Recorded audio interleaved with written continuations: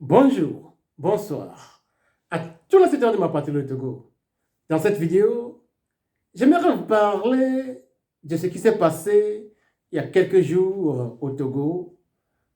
En effet, pour fêter le 20e anniversaire du décès du général Gnassingbé Yadéman, le fils de M. Faure Gnassingbé a fait venir au Togo plusieurs individus, parmi lesquels on citera Alpha Omakonare.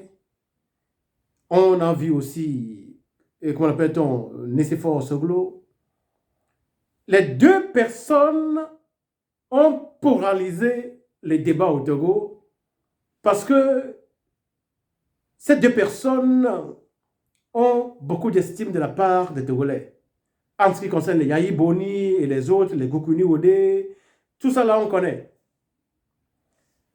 Il y a une liaison entre le Togo et le Tchad que beaucoup de Togolais ne savent pas. Allez lire les dossiers et vous allez comprendre ce qu'il y a dans cette affaire. Mais ce n'est pas de ça que j'aimerais parler dans cette vidéo. J'aimerais parler de la présence de Alpha Omakonare et de Nicéphore Soglo. Ce qui a choqué tant de Togolais parce que ces deux personnalités sont de véritables démocrates dans leur pays. La question que les gens se posent est celle-ci.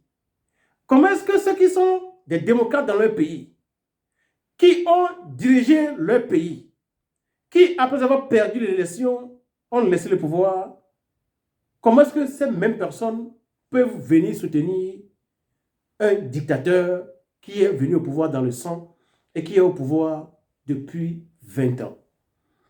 Donc, l'équation, c'est une équation à plusieurs inconnus. Beaucoup de personnes s'énervent. Beaucoup de personnes se posent la question de savoir comment est-ce qu'une telle chose est possible. Dans cette vidéo, j'aimerais essayer de vous livrer quelques réponses à cela. Ma première réponse vient de l'utilisation de la théorie du choix rationnel. Dans une vidéo passée, j'ai déjà parlé de cette théorie. Le comportement d'un individu n'est guidé ni par les valeurs, ni par les normes sociales que l'individu acquiert pendant sa socialisation. Le comportement d'un individu est exclusivement guidé par la recherche de la maximisation du bénéfice, de l'intérêt. Donc, si Alpha Omakonare en venant au Togo, si Nicéphore Soglo en venant au Togo a un intérêt personnel, si les deux ont des intérêts personnels en venant au Togo, ils feront fi des normes et les valeurs sociales. Ce n'est pas moi qui le dis, c'est une théorie qui a été développée par le sociologue américain James Samuel Coleman. Il suffit de le jouer dans Google et vous allez voir. Donc, si ces individus ont des intérêts particuliers, des intérêts personnels, que cela ne vous étonne pas qu'ils viennent au Togo. Parce que vous savez, comme je vous l'ai dit dans une vidéo il y a quelques années ou bien il y a quelques mois, le Togo c'est comme un cadavre. Ça tire, l'odeur du cadavre togolais attire des hyènes. Quand tu vois un hyène quelque part, il sent l'odeur de cadavre, il sait que c'est au Togo, il va venir pour s'en gaver. Voilà ce qui se passe. Maintenant, pourquoi des gens qui sont des démocrates dans leur pays viennent soutenir la dictature au Togo? J'aimerais aller droit au but. Est-ce que les Togolais eux-mêmes, ils sont mûrs pour consommer la démocratie? Est-ce que les Togolais eux-mêmes ont un comportement démocratique? Est-ce qu'on peut voir une maturité politique dans le comportement des Togolais eux-mêmes? Passons par le départ. Quand M. Faure Gnassingbé voulait accéder au pouvoir en 2005, suite au décès de son père, il y a Obasanjo du Nigeria, il y a Alpha Omakonare du Mali, qui s'étaient opposés catégoriquement à cette succession dynastique du pouvoir. Parce que le Togo a une constitution selon laquelle, au décès du président de la République, c'est le président de l'Assemblée nationale qui devient président par intérim avant qu'une nouvelle élection ne soit organisée. Aucun article de la Constitution ne dit que le fils d'un président peut prendre sa place quand celui-ci décède. Donc, la sanction de M. Faure Gnassingbé au pouvoir au Togo est un crime imprescriptible. Ça veut dire que même 50 ans après, on pourra lui demander des comptes pour avoir commis un tel crime contre la Constitution togolaise. Maintenant, quand cela est arrivé, le peuple togolais, un peuple courageux, un peuple qui veut la justice, qui veut la liberté, ce peuple s'est mis debout. Il a envahi les rues. Qu'est-ce que M. Faure Gnassingbé a fait? Il a ordonné à l'armée de rentrer avec les outils de guerre. Les morts, les blessés, les réfugiés, on ne peut pas les compter. 3 à 4 mois après les événements, l'ONU a dépêché une équipe d'enquêteurs au Togo. Ils ont dit avoir compté entre 400 et 500 personnes qui ont été massacrées. Les organisations des droits de l'homme du Togo ont parlé de plus de 2000 morts. Les mutilés, les blessés, on ne peut pas les compter. Des milliers de Togolais ont fui leur pays pour se réfugier dans des champs de maïs. Donc, après cela, il y a eu une négociation au Nigeria. Subitement, on a vu Gilles Olympio avec M. Faure Gnassingbé chez Obasanjo. Et selon les informations que nous détenons, à un moment, Obasanjo aurait lancé à Gilles Olympio: Monsieur Olympio, you're not a gentleman. Tu n'es pas un gentleman. Pourquoi est-ce que Obasanjo aurait lancé un tel mot à Gilles Olympio?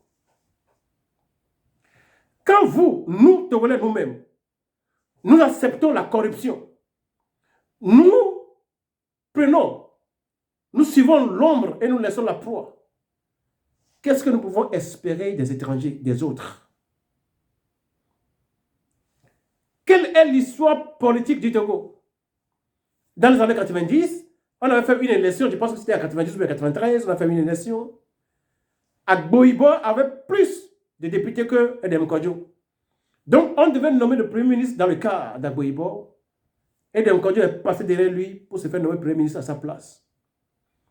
C'est un jeu d'enfantillage. Lors de la conférence nationale, quand l'opportunité était là de prendre Léopold Ninevi, on a plutôt préféré prendre Joseph Kakou Kofigo parce que chacun voulait être président. Et quand tu étais Premier ministre ou quelque chose comme ça de la transition, tu ne pouvais plus déposer ta candidature pour la présidence.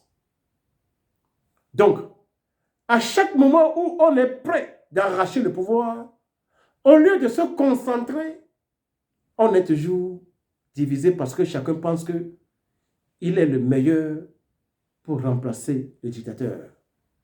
Donc, au lieu de rester ensemble et concentrés, ils commencent par se guerroyer. À la fin, c'est le dictateur qui a toujours repris le pouvoir. La dernière occasion, c'était en 2020, quand, venu de nulle part, le docteur Agbeyo Mesankodjo a gagné la présidentielle. Au lieu que tous ces gens-là qui se font appeler opposants se mettent ensemble avec lui pour dire allons négocier. Vous savez, il y a quelques années chez moi en Allemagne, il y a eu une élection. Dans l'état qu'on appelle Niedersachsen, je ne sais pas comment on dit ça en français, la Basse-Saxe. Mon parti, le SPD, avait gagné, mais il n'avait pas de voix suffisante pour former lui seul le gouvernement. Donc, on devait s'associer aux Verts pour former le gouvernement. Les Verts ont arraché les dents au SPD. Ils ont imposé à prendre les postes les plus juteux. Et c'est seulement lorsque le SPD a fait la concession aux Verts que le SPD a pu prendre le Bundesland qu'on appelle la Basse-Saxe ou bien le Niedersachsen. Donc, en 2020, il aurait fallu que tous ces partis, ce qui se dit de l'opposition, l'ANC, l'ADI, comment on dit, la CDPA, ainsi de suite, se mettent ensemble avec le MPDD pour dire, vous voulez former un gouvernement, il y aura 20 ministres.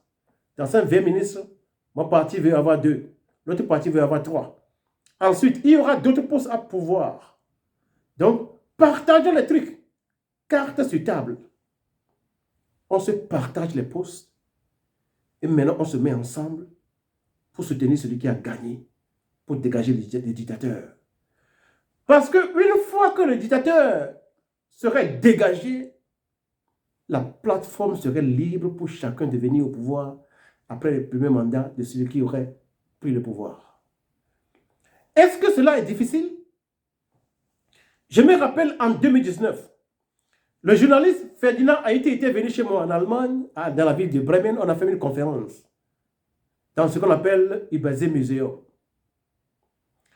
Quand Ferdinand Haïti a commencé par exposer le problème du Togo, les participants allemands étaient en colère contre le régime en place. C'est moi qui faisais la traduction de l'allemand en français, de français en allemand. Quand Ferdinand Haïti a fini l'exposition, les Allemands ont commencé à poser des questions. Une des questions était celle-ci. Si ce régime est connu comme Ferdinand Haïti le décrit, pourquoi est-ce que les partis politiques de l'opposition ne se mettent pas ensemble pour le dégager d'abord, avant de voir ce qu'il veut faire? Quand Ferdinand Haïti a expliqué le comportement des partis politiques de l'opposition du Togo, les Allemands sont déçus. Ils ne voulaient même plus en savoir. Vous savez pourquoi beaucoup de pays qui soutenaient la démocratisation du Togo ont abandonné ce pays? L'Allemagne avait mis les pieds sur terre que le Togo devait se démocratiser. Mais à un moment, vous savez, il y avait un accord. Il y avait un événement au Togo sur Yadéman. Donc l'Allemagne et l'Union européenne ont forcé le régime RPT à signer un accord avec l'opposition. Donc de là, beaucoup de pays européens ont coupé la coopération avec le Togo. Dans tous ces pays, l'Allemagne est le dernier pays à avoir repris la coopération avec le Togo, je pense en 2012. On avait organisé, Clément Kulche a organisé dans un grand hôtel ici en Allemagne une grande conférence. On avait invité les soi-disant leaders de l'opposition. Aucun d'entre eux n'était venu. Le EPT Uni avait envoyé des représentants dans la conférence. Le gouvernement allemand était représenté.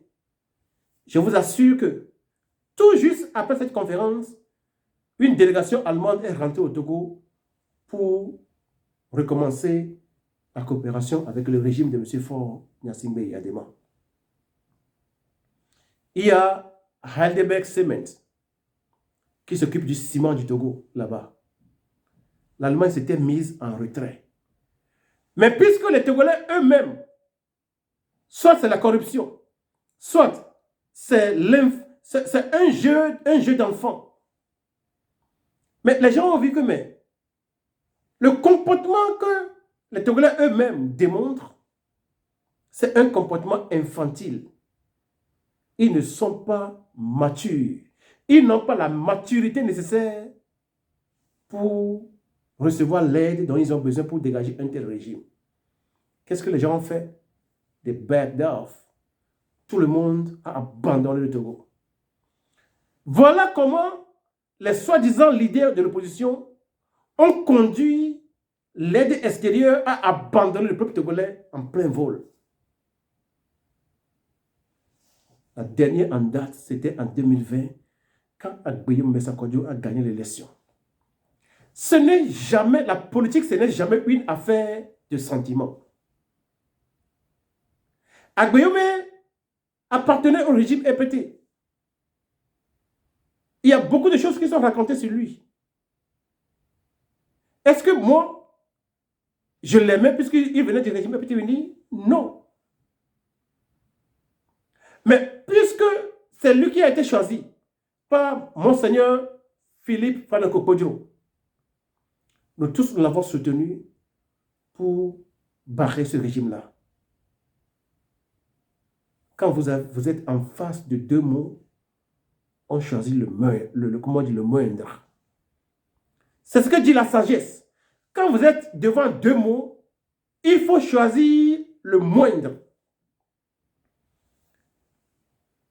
Faure Gnassingbé et son père ont totalisé 58 ans au pouvoir. Si Agbeyome avait eu le pouvoir en 2020, à peine il ferait un seul mandat, il était déjà âgé. Après un mandat, on pouvait le battre facilement dans les urnes. Mais s'il prenait le pouvoir, le pays allait changer. Même si le pays ne changeait pas, à l'élection suivante, on pouvait le battre et changer totalement le pays. Mais les gens ont préféré des sentiments. Et vous voulez avoir le soutien sur le plan international? Quand votre comportement n'est pas un comportement rationnel, mais c'est un comportement irrationnel, sentimental. Avec ça, vous voulez avoir le support de l'international? Ce n'est pas possible. Aucun pays ne vous soutiendra quand vous vous comportez comme des enfants. Parce que la politique, ce n'est pas un jeu d'enfants, mais c'est un terrain d'adultes, non pas irrationnels, non pas sentimentaux, mais des adultes rationnels. Est-ce que nous avons assez de rationalité dans le comportement de ceux qui dirigent les partis politiques au Togo? Je n'en vois pas. S'il y avait la rationalité, ce qui se rapporte à l'intérêt, en 2020, les partis politiques de l'opposition allaient voir Agbeyome pour se partager les postes sur papier et maintenant lui apporter leur soutien pour libérer le Togo. Et quand le Togo est libre, la voie est libre pour que chacun puisse devenir président. Mais jusqu'à présent, chacun pense que si le régime doit partir, ça doit être moi. Si ce n'est pas moi, il faut que le régime reste. Avec un tel comportement, vous pensez que Alpha Ouma Konaré, qui était président dans son Mali, qui est un pays démocratique, lui qui n'a pas su voler l'argent de son pays, il est âgé maintenant. Quand il en a besoin, il peut s'en procurer au Togo, Vous pensez qu'il va dire non? Nicéphore Soglo, qui a été président du Bénin, qui ne pouvait pas voler parce que le Bénin était un pays démocratique. Vous pensez que si on lui présente l'argent du Togo, lui va dire non à ça? Est-ce que les Togolais de l'opposition, est-ce qu'eux-mêmes ils disent non à l'argent de la corruption du régime? Vous ne pouvez pas imaginer combien de milliards le régime FPT Uni dépense pour corrompre les gens. Pour corrompre les gens dont vous ne pouvez même pas imaginer le rôle. Au Togo, en Afrique de l'Ouest, dans toute l'Afrique et même jusqu'en Occident. Devant un tel état de choses, on se permet encore d'être émotif. On se permet encore d'être des gens qui ne sont pas rationnels. On se permet d'être des rancuniers. En politique, il n'y a pas d'ennemi éternel. Aujourd'hui, tu peux te poser à quelqu'un, mais demain, selon que la donne change, tu peux t'allier à la même personne pour faire avancer vos projets sur tout le pays. En Allemagne, le CDU, le parti politique de la chancelière Angela Merkel et mon parti, le SPD, sont des partis rivaux. Mais vous savez, il arrive des moments où les deux se mettent ensemble pour former le gouvernement et diriger ce pays. Vous tous, qui affirmez être de l'opposition, si tous les partis politiques dits de l'opposition cherchaient la libération du Togo, qu'est-ce qui les empêche maintenant de se mettre ensemble pour libérer notre pays? Voilà une simple question. Tous ces gens-là, qui ont des suiveurs et qui affirment qu'ils sont de l'opposition, s'ils étaient vraiment de l'opposition et que leur seul objectif, c'est le changement politique au Togo, qu'est-ce qui les empêche maintenant de se mettre ensemble? Trouvez-moi une réponse à cette question. Et je vais vous dire qui est opposant et qui ne l'est pas. Qui est avec le peuple et qui ne l'est pas. Moi, je suis avec le peuple togolais. Celui qui sera le prochain président, qu'il soit Duni, qu'il soit Kabié, qu'il soit Tim, qu'il soit Adja, Anna, Mina, Wati, Pakpamba, Lamamba, Losso, je m'en fous. L'essentiel est que cette personne soit togolais. Ça me suffit. L'ethnie, personne n'a jamais choisi son ethnie. On est créé dans une ethnie ou bien dans l'autre. Je ne vais jamais dire non à quelqu'un parce qu'il était membre du régime Petit Uni. Si on dégage ce régime aujourd'hui et quelqu'un qui était membre de ce régime prenait le pouvoir, je ne serai pas contre lui. L'essentiel est que cette personne travaille pour le bonheur de mon peuple. L'ethnie, la religion de cette personne, les deux choses ne me disent rien. Je suis Togolais. Je veux que mon pays soit dirigé par des Togolais. Parce que nos aïeux ont versé le sang pour que le Togo devienne un pays indépendant. La seule chose qui compte à mes yeux est que cette femme ou que cet homme qui sera président soit originaire du Togo. Affaire d'ethnie, je ne suis pas dedans. Affaire d'anciens membres du Petit Uni, je ne suis pas dedans. C'est un comportement infantile que de refuser quelqu'un parce qu'il appartenait à ce régime. C'est un comportement infantile que de récuser une personne parce qu'il serait Kabyé, parce qu'il serait Évé, parce qu'il serait Losso, parce qu'il serait Anna, parce qu'il serait Moba, parce qu'il serait... C'est quoi ce comportement? C'est le comportement de nous-mêmes Togolais qui fait que les gens se foutent de nous.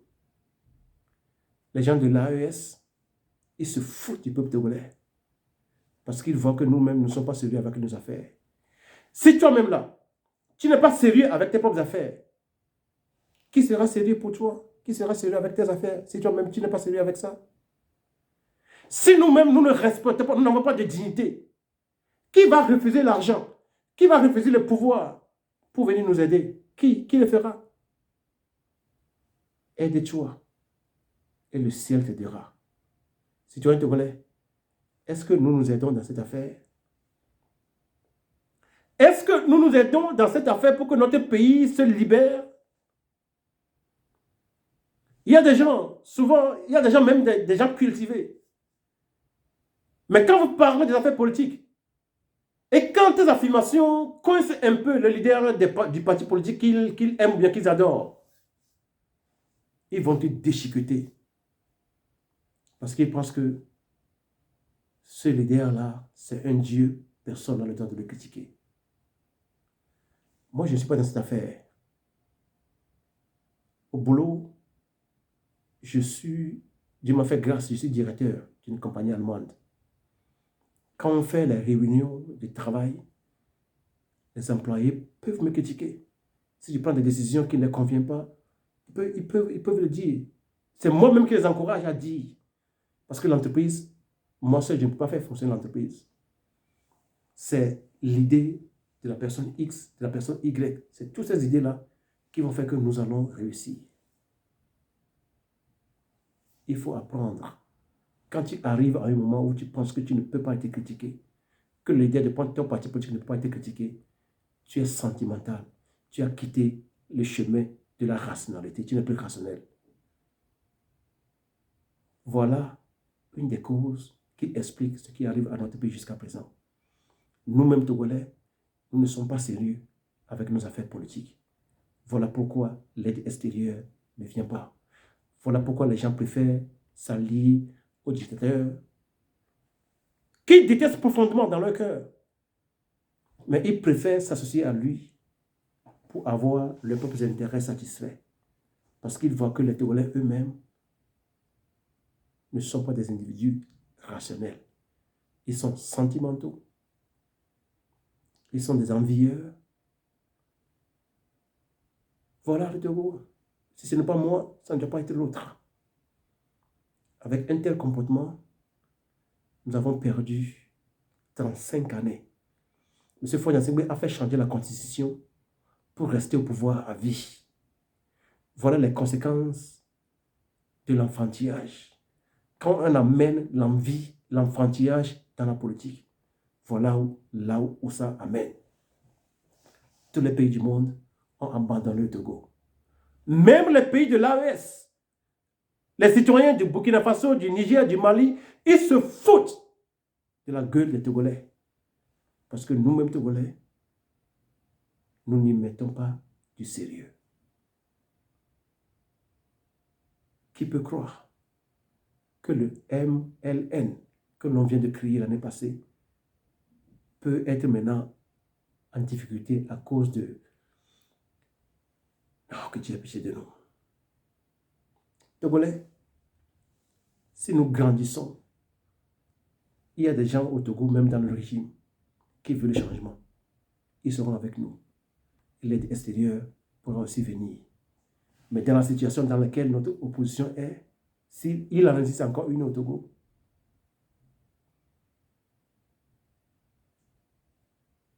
vous avez vu, dans les 34-35 dernières années, ça n'a rien amené. Tu ne peux pas faire la même chose tout le temps et espérer un résultat différent. You can do the same thing and expect a different result. C'est ce qu'on appelle l'insanité.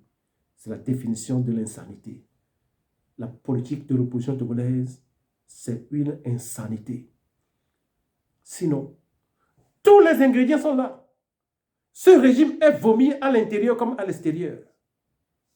Malgré cela, nous sommes dans l'incapacité de nous mettre ensemble sur le plan rationnel, le Congolo, pour faire un plan et libérer la terre que Dieu a donnée à nos aïeux.